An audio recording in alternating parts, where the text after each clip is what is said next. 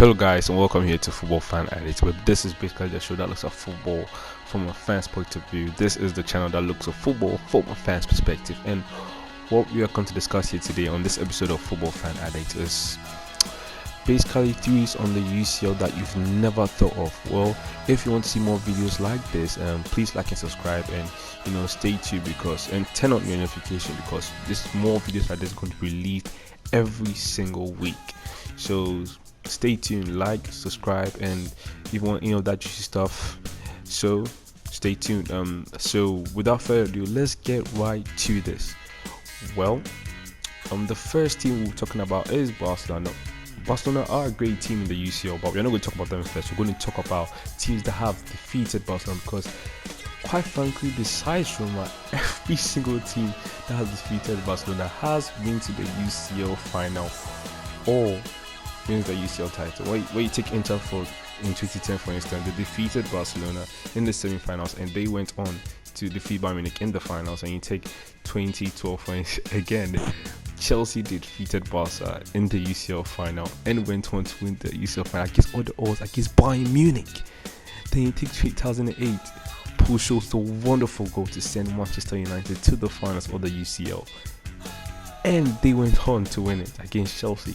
Then you take 2013, Bayern Munich defeated Barca 7-0 and went on to win the Champions League.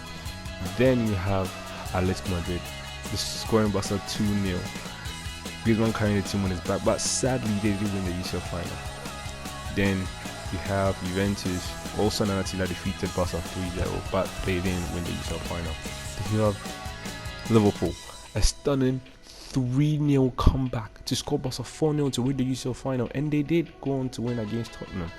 Then you have Bayern Munich 8-2 against Barca. They went on to win the UCL final. So it's kind of a trend here. Anytime a team defeats Barca, they go on to win the UCL final.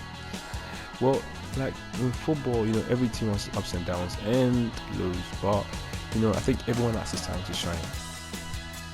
Roma didn't go on to win the UCL final. They didn't even get to the final to speak of, but they did come back against Barca in the quarterfinals of the UCL 2018.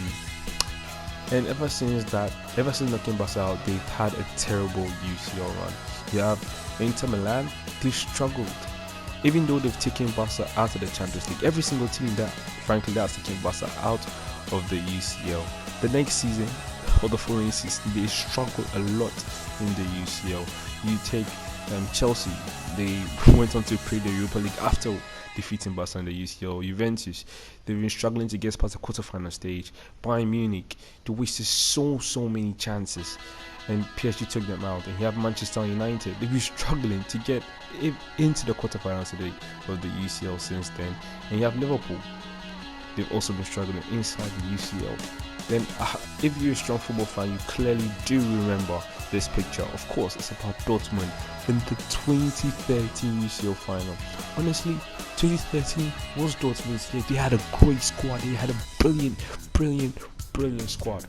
And when you look at it, the heroes from those squads were Jurgen Klopp, a fantastic manager at the time and still is. And you have Lewandowski, who scored 4 goals against Real Madrid and shooting and Dortmund to the finals. And you have Gundogan, another great midfielder at that time.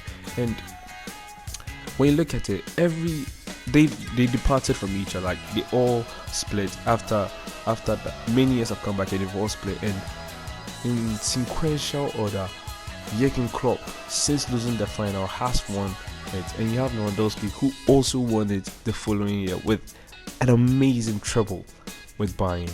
And for that got me thinking, for instance, this could be the year for Ilkay Gundogan, because Jurgen won, followed by Lewandowski. So given the fact that City have been playing expansive football these days, and Pep has an amazing record in finals, if City gets to the final, this could be Gundogan's year.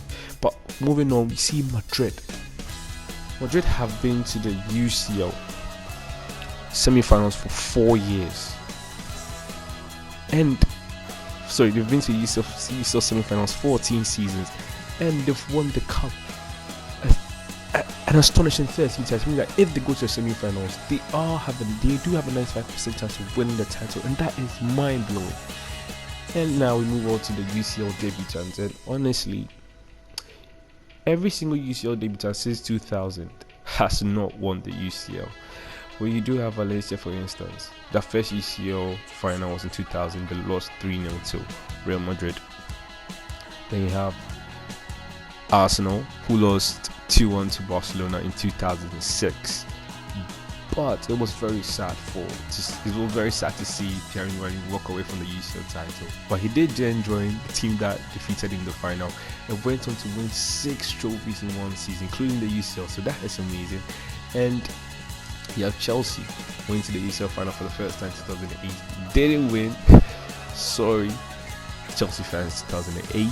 And you have Atletico Madrid, also another team that made their first UCL final debut in 2014, but they lost to Madrid after Sergio Ramos scored a late equalizer, and they did go on to win 4-1 on the night. Then you have Tottenham Hotspur, another UCL debutant in the competition of 2019, and they did lose to Liverpool as well, but they had a brilliant campaign, honestly.